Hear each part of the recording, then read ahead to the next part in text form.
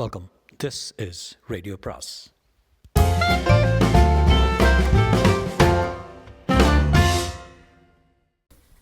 அனைவருக்கும் அன்பு வணக்கம். சுஜாதாவின் வசந்த் வசந்த் அத்தியாயம் 16. மை காட், ஃபுட் பாய்சனிங்கா? ஏன் சார், 2 நாளைக்குள்ளே நான் கற்றுன்றதெல்லாம் ப்ராக்டிஸ் பண்ணுமா? என்ன சார் நடக்குது இந்த டவுனில்? டாக்டர், ஆசாமி பொழப்பானான்னு பாருங்க. முதல்ல சாப்பிட்டதெல்லாம் வெளியே வரணுமே, அப்புறம் தானே சொல்ல முடியும். என்னத்தை தின்னாரு? Doctor, please do something quick என்றார் கணேஷ். பாய்சன் என்னென்னு தெரிஞ்சால் அதுக்கேற்ற போல் ட்ரீட் பண்ணலாம். பட்டை அடித்தாரா? இப்போ ஸ்டமக் வாஷ் பண்ணுறேன், பொட்டாசியம் பெர்மாங்கனேட் யூஸ் பண்ணால் அது ஏதாவது ஓபியமாக இருந்தால் நியூட்ரலைஸ் ஆகிரும் பாருங்கள். அப்புறம் என்னை கோர்ட்டில் போட்டு வாட்டிடுவாங்க. சார், இது சிம்பிள் ஃபுட் பாய்சனிங். இட்லி சாம்பாரில் ஏதோ கலந்து கொடுத்துருக்காங்க. கிரிமினல் கேஸ் இருக்கா? லேபுக்கு வாமிட் சாம்பிள் அனுப்பணும், டிஸ்ட்ரிக்ட் ஹெல்த் ஆஃபீஸருக்கு ரிப்போர்ட் பண்ணணும். பையா, சட்டுன்னு போய் ஒரு பொட்டலம் பொடி உப்பு வாங்கிட்டு வா ஓடு. கணேஷ் தவித்தான். நேரமாக வசந்த் சோர்ந்து போய் கொண்டிருப்பது தெளிவாக தெரிந்தது. வசந்த் என்று அடிக்கடி அவன் கன்னத்தை தட்டி எழுப்பி கொண்டிருந்தான். அவன் மத்தியான பூனை போல மறுபடி கண்ணையர்ந்து கொண்டிருந்தான். உயிருக்கு ஒன்றும் பயம் இல்லை, ஏற்கனவே நிறைய வாந்தி எடுத்திருக்காரு. பூரத்தை கீரத்தை கரைச்சி கொடுத்துட்டாங்களோ? எப்படி சார்? இன்ஸ்பெக்டர் கணேஷிடம் வந்தார். நீங்கள் வேணா ஒன்று செய்யுங்க, இந்த டிஸ்பென்சரியில் அவ்வளோ தீர்மானமாக சொல்ல முடியாது. இவருக்கு அனுபவம் இருக்கிறதாவும் தெரியல. வாந்திக்கு தான் மருந்து கொடுப்பார் போல இருக்கு. எனக்கு என்னவோ உயிருக்கு ஆபத்து இல்லைன்னு தோணுது. படிச்சுட்டு டவுனுக்கோ மெட்ராஸ்க்கோ கூட்டிகிட்டு போய் வைத்தியம் பார்த்துருங்க. அப்புறம் இங்கே வாங்க. நீங்கள் 2 பேரும் இங்கே இருக்கிறதால கொஞ்சம் சிக்கல்கள் இருக்கிறாப்புல தெரியுது. நான் அந்த கடைக்கார பையலை தட்டி விசாரிக்கிறேன். முயற்சி உங்கள் 2 பேரையும் கொல்றதுக்கு தான் க்ளீனாக தெரியுது. நான் உடனே சூப்பரண்டுக்கு மெசேஜ் சொல்லிடுறேன். என்னால் உண்டியாக இதை சமாளிக்க முடியாது என்றான் வசந்த். கணேஷ் உள்ளே செல்ல அவனை பரிதாபமாக பார்த்தான். என்னவோ சொல்ல நினைத்து பேச முடியாமல் கஷ்டப்பட்டான். கவலைப்படாது வசந்த், இன்ஸ்பெக்டர் கிளியரன்ஸ் கொடுத்துட்டாரு. உனக்கு கொஞ்சம் பெட்டரான உடனே நாம் ஊருக்கு புறப்பட்டு போயிடலாம். வசந்த் புன்சிரிப்பில் கண் மயங்கினான். நெற்றியை சுருக்கி கொண்டு மறுபடி என்றான். பார்த்தீங்களா, மஸ்ட் எல்லாம் வெளியே வருது. ஏதோ பாக்டீரியல் பாய்சனிங் மாதிரி தான் தெரியுது. எதுக்கும் கெமிக்கல் எக்ஸாமினேஷனில் 4 ounce வாமிட் எடுத்து தனியாக பாட்டில் வச்சுருக்கேன். அவங்க கண்டுபிடிச்சிருவாங்க. என்ன வசந்த், எப்படி இருக்கீங்க? இன்ஸ்பெக்டர், நீங்கள் அழைச்சிட்டு போயிட்டு குணமானதும் சீக்கிரம் திரும்பி வந்துடுங்க. கேஸு பாதியில் நிற்குது. உங்கள் ஸ்டேட்மெண்ட் எல்லாம் பதிவு பண்ணிக்கணும் என்றார். நிச்சயம் வருவோம் சார். மேலே 2 முறை முயற்சி நடந்திருக்கு. யார் அந்த பாட்டின்னு கண்டுபிடிக்க எனக்கு ஆவலம் இருக்குதுங்க. அந்த காளிதாஸ் பொட்டியை திருப்பி கொடுத்த ஆள் வந்துடுவான். இப்போ அவங்ககிட்ட இது மட்டும் கேட்டு வச்சுருக்குங்க. அந்த பெட்டியை எக்ஸாக்டாக எந்த இடத்துல எந்த ஸ்பாட்டில் கண்டு எடுத்தான்னு கேட்டு வச்சுருக்குங்க. இப்போதைக்கு அது போதும். நீங்கள் வர்றதுக்குள்ளே உங்களுக்கு விஷம் கொடுக்க முயற்சி பண்ணவன் யாருன்னு கண்டுபிடிச்சி வச்சுக்கிறேன். கவலைப்படாதீங்க, எவ்வளோ சீக்கிரம் முடியுமோ வந்துடுறோம். இதாங்க என் கார்டு. அப்படி ஏதாவது அர்ஜென்ட்டாக வேணும்னா கான்டாக்ட் பண்ணுங்கள். டெலிஃபோன் நம்பர் கூட இருக்குது.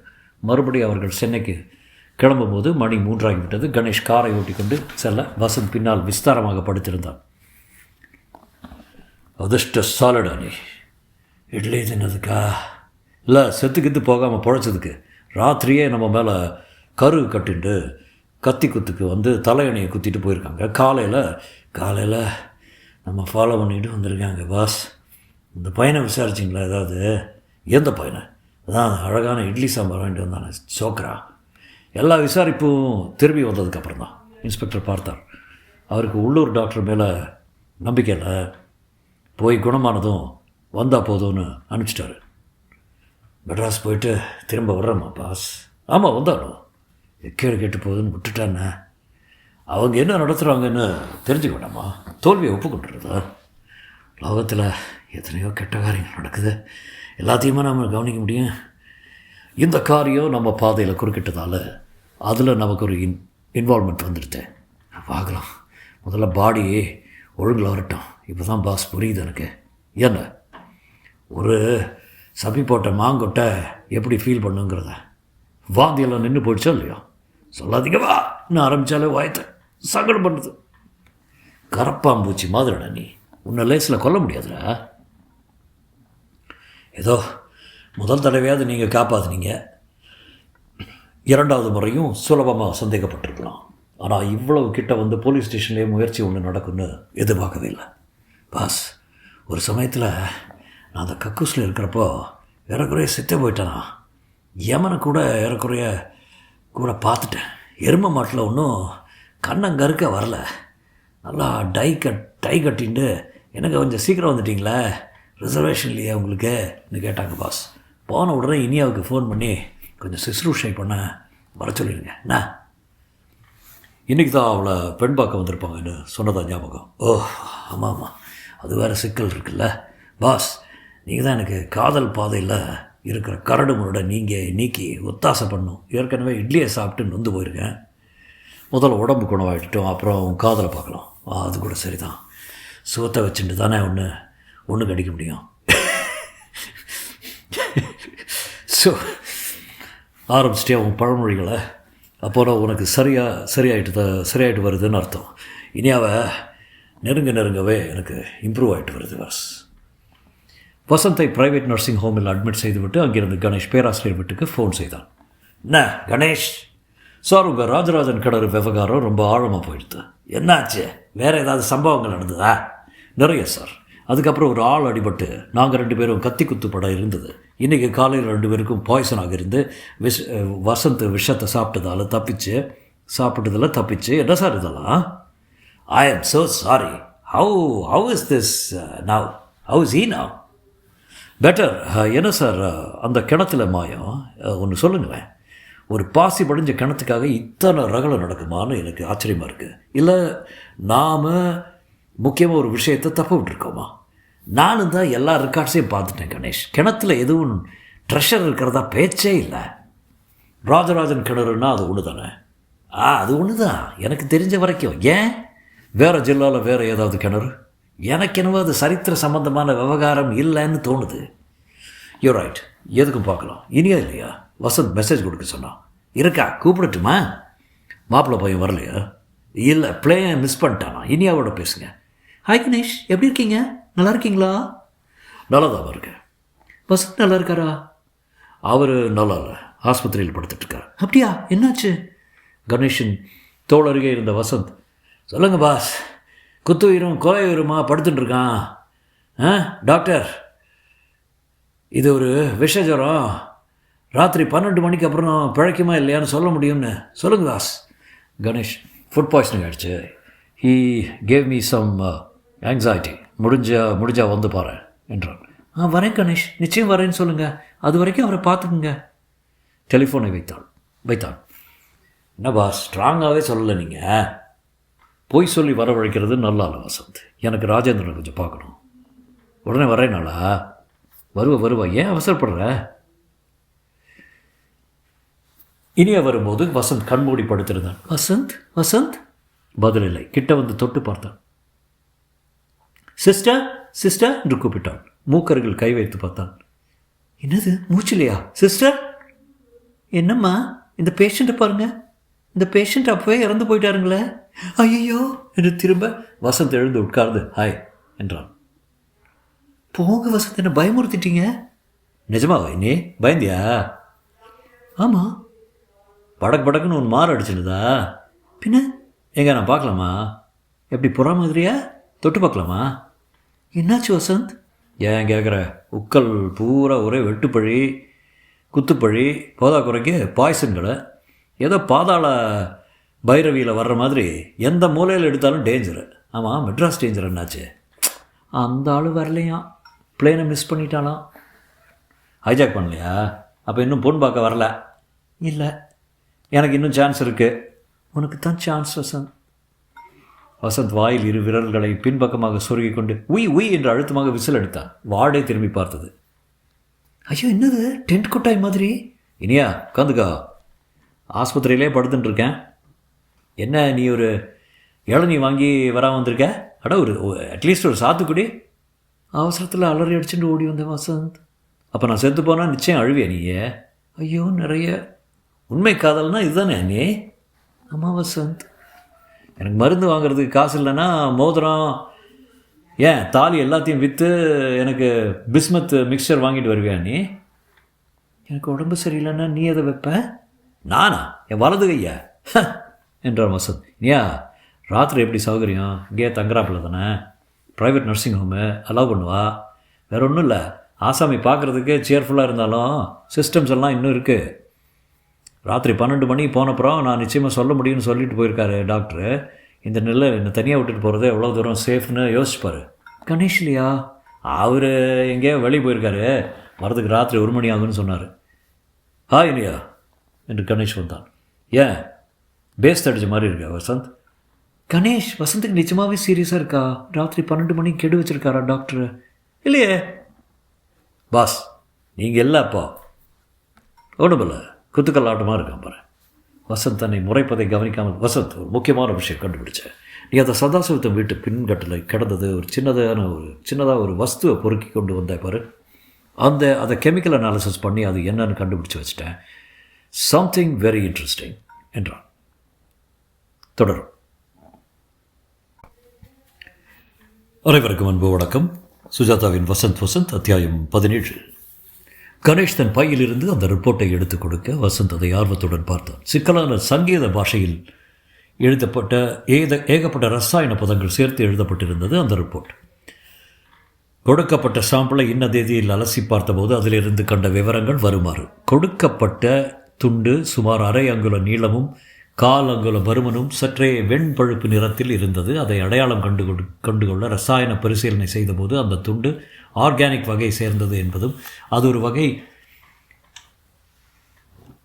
ஃபைப்ரஸ் மரத்தின் துண்டாக இருக்கலாம் என்பதும் தெரிகிறது. மரத்துண்டின் மேல் சில இன்ஆர்கானிக் வகை ரசாயன பொருட்களும் தென்பட்டன. குறிப்பாக sodium hydroxide, sodium sulphate, sodium monosulphite, மிக துளி டைட்டானியம் ஆக்சைடையும் பார்த்தேன்.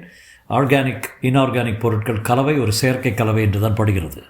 வசந்த் அந்த காகிதத்தை திருப்பி கணேஷிடம் கொடுத்து விட்டு, ஒரு அச்சரம் புரியல பாஸ், எனக்கு தெரிஞ்ச ஒரே ஒரு ரசாயனம் பேட்டரி காய்ச்சறதும் சல்ஃபேட்டாகும் தான் பாஸ், உங்களுக்கு ஏதாவது புரியுதா என்றான். இல்லை. என்ன சம்திங் இன்ட்ரெஸ்டிங்னு சொன்னீங்க? தொடரும் போடுறதுக்கா? இல்லை வசந்த், இதில் ஒரு க்ளூ கிடச்சிருக்கு, அதான் இன்ட்ரெஸ்டிங்னு சொன்னேன். என்ன? உக்கல் கிராமத்தில் சோடியம் சல்ஃபேட்டுக்கும் ஹைட்ராக்சைடு டைட்டானியத்துக்கும் என்ன வேலை? என்ன வேலை அதானே. அதுக்கு பதில் கண்டுபிடிச்சா கண்ணை கட்டி காட்டில் விட்டாப்பில் இருக்கே, அது கொஞ்சம் குறையும் தோணுது. எப்படி இருக்கு உடம்பு? இனியா வந்தப்புறம் சரியாக போயிருக்கணுமே.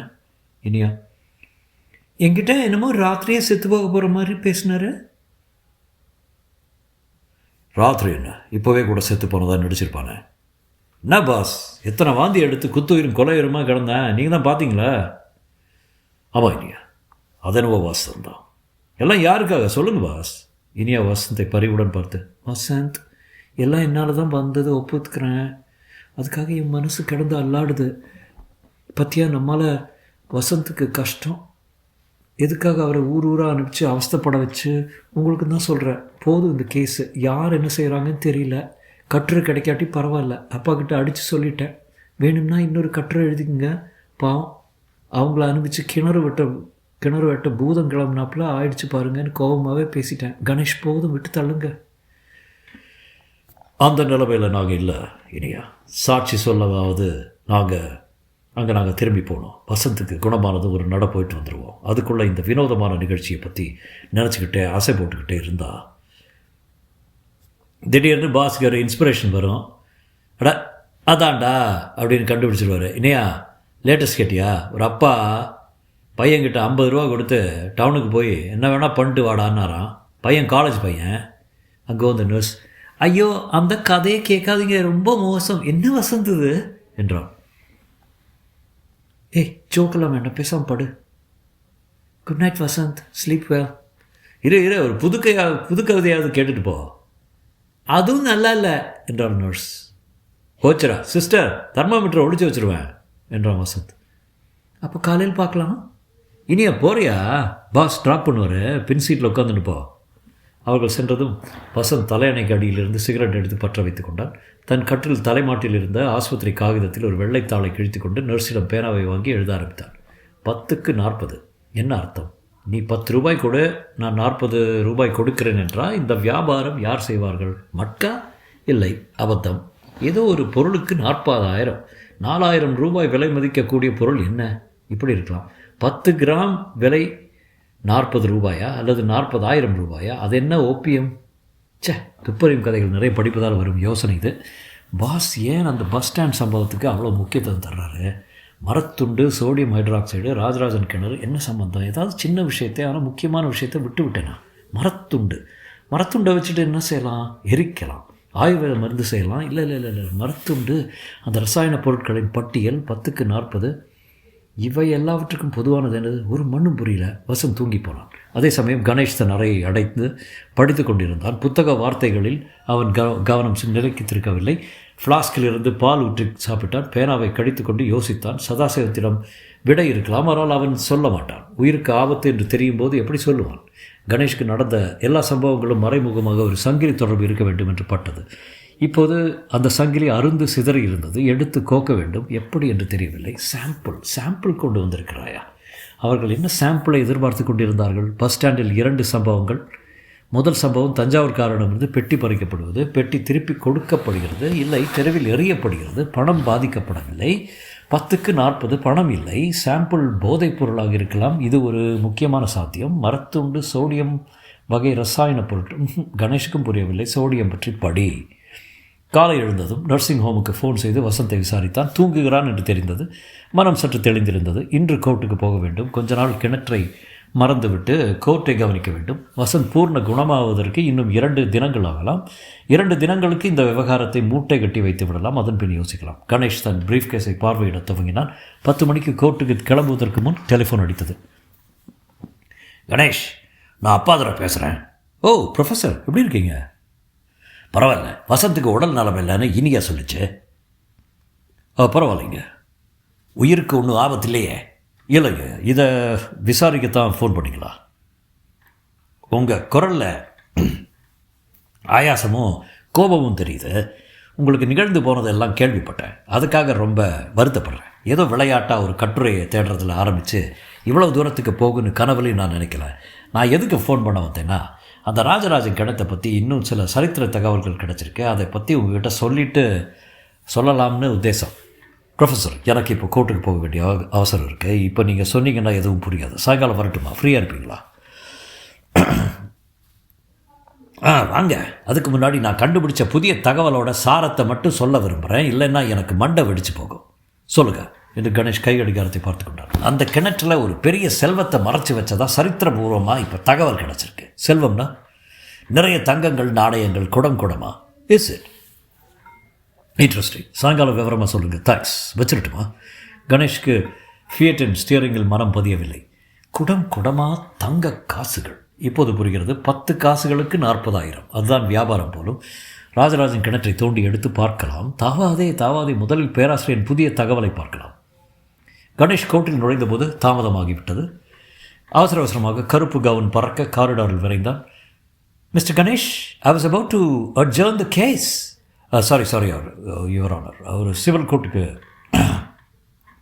பேனாபி டைட்டில் உள்ள ஜூரிஸ்டிக்ஷன் உண்டா என்று மதிப்புக்குரிய நண்பர் கேட்டது எனக்கு வியப்பாக இருக்கிறது. செக்ஷன் 66(1) மறுபடி பரிசீலிக்க அவரை அழைக்கிறேன். சத்மான் கான் புல்கர் வழக்கில் கோர்ட்டின் பின்னல் பாதைகளில் மேக்னா கார்ட்டா காலத்திலிருந்து வாரிசாக வந்திருக்கும் சட்ட புத்தகங்களின் சிக்கலான வாக்கியங்களில் கணேஷ் பரிபூர்ணமாக தன்னை ஆழ்த்தி கொண்டு முன்தினம் நடந்த எல்லா சம்பவங்களையும் மறந்து போனான். கொஞ்ச நேரத்துக்காவது. வசந்துக்கு மத்தியானம் 11 மணிக்குள் சரியாகி போய்விட்டது. ஆஸ்பத்திரியிலிருந்து டெலிஃபோன் செய்தான். வாஸ், எப்படி இருக்கீங்க? நீ சொல்லடா. பேனாமி கேஸ் எடுத்துட்டாங்களா இல்லை அட்ஜர்ன்மெண்ட்டா? எடுத்துக்கிட்டாங்க. ஜூரிஸ்டிக்ஷனே கிடையாதுன்னு வாதாடுறாரு. ஏண்டா வசந்த், 66 அப்படி எதாவது இருக்கா? 66(22) பாருங்கள், ஈயை பாருங்கள். மெட்ராஸ் ஸ்டேட்டுக்கு அமெண்ட்மெண்ட் இருக்குது. பார்த்தியா, அதை மிஸ் பண்ணிட்டேன். எப்படி இருக்க நீ? வர முடியுமா? இன்றைக்கி ரெஸ்ட் எடுத்துக்கா. பேராசிரியர் ஃபோன் செய்தார். அந்த கிணத்துல ட்ரெஷர் இருக்கிறதா இன்னொரு சரித்திர குறிப்பு கிடச்சிருக்கான். சாயங்காலம் வர சொல்லியிருக்காரு. பாஸ், தனியாக போகாதீங்க, ஏதாவது ஆபத்தில் நிழலாம். மெட்ராஸ்லையா? சொல்ல முடியாது, வெத்து குண்டாங்க எல்லா ஊர்லேயும் இருக்காங்க. அப்போது பாஸ், ஒரு வழியாக படம் பழிச்சுன்னு தெரியுது. உனக்கு தெரியுதா? பின்ன எல்லோரும் கிணத்துல போட்டிருக்கிற தங்க சொத்துக்காக அலையிறாங்க. அப்படின்னா 10க்கு 40ன்னு என்ன வியாபாரம் அது? அது ஏதாவது சங்கேத பாஷையாக இருக்கலாம்ல. பார்க்கலாம். Let us not rush. எனக்கு ஏதாவது வேலை? நான் ஆஸ்பத்திரியை விட்டு இன்னும் அரை மணி நேரத்தில் கிளம்பிடுவேன். நர்ஸை மாற்றிட்டாங்க. சுத்தளவு ஜாஸ்தியாக ஒரு பெரிய மாவு போட்டிருக்காங்க. பார்த்தா எங்கே? சரி வசந்த், எனக்கு ஒரு காரியம் பண்ணு. லைப்ரரிக்கு போய் சோடியம், அதன் உபயோகங்கள் பற்றி, அதன் இண்டஸ்ட்ரியல் யூசஸ், கெமிக்கல் யூசஸ் எல்லாத்தையும் பற்றி ஒரு சின்ன குறிப்பு தேவை. சுமார் ஒரு 4-5 பக்கம் போதும். வளவளன்னு எழுதாது. டன். அப்புறம் ராரா கிணத்தை பற்றி வேறு யாராவது ஆராய்ச்சி செஞ்சு வச்சுருக்காங்களா? இருந்தால் என்னது என்ன கண்டுபிடிச்சிருக்காங்க? டன். கிணத்தையே தலைகீழாக கவுத்துடுறேன். அப்புறம் ஒரு வினோதமான கேள்வி. பேராசிரியர் நிஜமாகவே சரித்திர பேராசிரியரா இல்லை ரீலா? பாஸ், என்ன அடி மடியிலே கை வைக்கிறீங்க? எதுக்கும் யூனிவர்சிட்டிக்கு போய் ஒரு நட விசாரிச்சுட்டு வந்துடுறேன். அவரை சந்தேகப்படுறீங்களா? அவரையும் சந்தேகப்படுறேன். நான் உண்டு அவங்க பட்டியலில் இல்லை. ஒன்று எனக்கு தெரியும். இன்றைக்கி இந்த 3 விஷயங்களையும் பார்த்துட்டு போதும். நான் கோர்ட்டுக்கு முடிஞ்சதும் பேராசிரியர் பார்த்துட்டு ராஜேந்திரனை போய் பார்க்கலான் இருக்கேன். வசந்த், இந்த கேஸ் எனக்கு ஒரு பெரிய சவாலாக இருக்குது. பைத்தியமாக இருக்குது, அடிக்குது. ஒன்றுக்கு ஒன்று சம்மந்தம் இல்லாமல் எத்தனையோ விஷயங்கள் இருக்குது. யார் செய்கிறா, என்ன செய்கிறாங்க, எதுவுமே இல்லாமல் ஒரே ஒரு பாழுங்கிணறு மட்டும்தான் காங்க்ரீட்டாக இருக்குது. அதை சுற்றி என்னவோ பித்தலாட்டம் நடக்குது. கண்டுபிடிக்கலன்னா தூக்கம் வராது போல இருக்குது. கண்டுபிடிக்காமல் விடுறதாவது பார்த்துடலாம். கணேஷ் மாலை அறைக்கு திரும்பிய போது அவனுக்கு வந்த கடிதங்களில் மேல் விலாசம் எழுதப்படாத கடிதம் ஒன்று கலந்திருந்தது. பிரித்தால், மேல் விவரம் தெரிந்து கொள்ள வேண்டுமா? அருணாவுக்கு வா. தொடரும்.